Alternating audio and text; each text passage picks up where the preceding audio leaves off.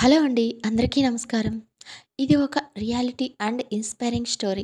Story గనక నచ్చితే ఒక చిన్న లైక్ చేయడం మాత్రం మర్చిపోవద్దు. ఇక స్టోరీలోకైతే వెళ్ళిపోదాం.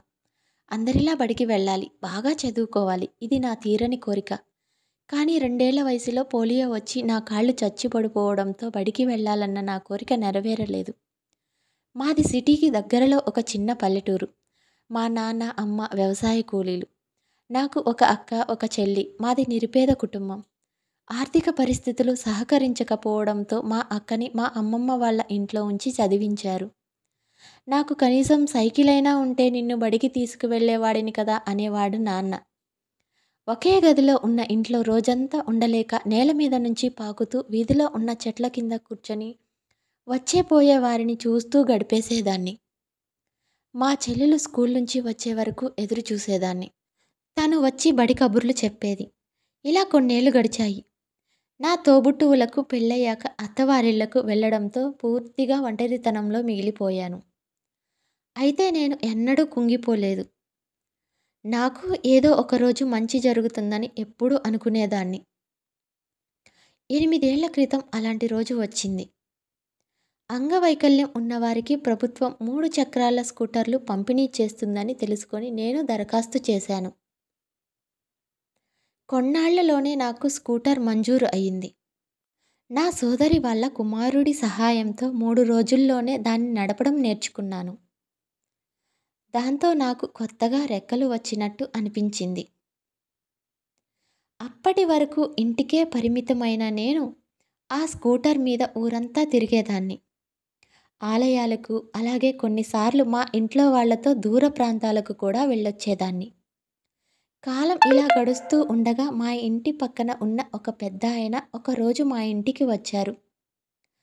ఆయన నాకు చిన్నప్పటి నుంచి తెలుసు. ఆ పెద్దాయనకు ఒకరోజు రోడ్డు ప్రమాదంలో నడుము వరకు విరిగి చచ్చుబడిపోయింది. ఈరోజు సాయంత్రం ఒక చోటికి వెళ్దాం వస్తావా తల్లి అని అడిగారు. నేను సరేను అన్నాను. మా ఊరికి 40 కిలోమీటర్ల దూరంలో ఉన్న స్టేడియంకు నన్ను ఆ పెద్దాయన తీసుకుని వెళ్ళారు. అక్కడ పవర్ లిఫ్టింగ్ ఎంపికలు జరుగుతున్నాయి. వాటిని చూపించడానికి ఆయన నన్ను ఇక్కడికి తీసుకువచ్చారేమో అని అనుకున్నాను. కానీ అక్కడ ఉన్న వాళ్లతో మాట్లాడి వచ్చి, నువ్వు పవర్ లిఫ్టింగ్ ప్రయత్నిస్తే బాగుంటుంది కదా తల్లి అన్నారు. అంతకుముందు ఆ క్రీడను నేను కనీసం చూడనైనా చూడలేదు. కానీ ప్రయత్నిస్తే తప్పేముంది అనిపించింది. మొదటి ప్రయత్నంలోనే 25 కిలోలు అవలీలగా ఎత్తగలిగాను. ఆ క్రీడలో క్వాలిఫై అయిన మొదటి మహిళను నేనే. ఆశ్చర్యం, ఆనందం నన్ను ముంచెత్తాయి. పవర్ లిఫ్టింగ్ ఉపాధ్యక్షుడు నాతో ప్రత్యేకంగా మాట్లాడారు. నీకు సామర్థ్యం ఉంది, కానీ శిక్షణ లేదు. జాతీయ పోటీలకు ఇంకా 2 నెలల సమయం ఉంది. కాబట్టి శిక్షణ తీసుకో అని చెప్పారు. మా ఊరుకు దగ్గరలోని టౌన్లో చక్కని సౌకర్యాలు ఉన్న జిమ్లను ఆయన నాకు సూచించారు. అయితే అవన్నీ పై అంతస్తులోనే ఉన్నాయి. నేను పైకి ఎక్కడం కష్టం.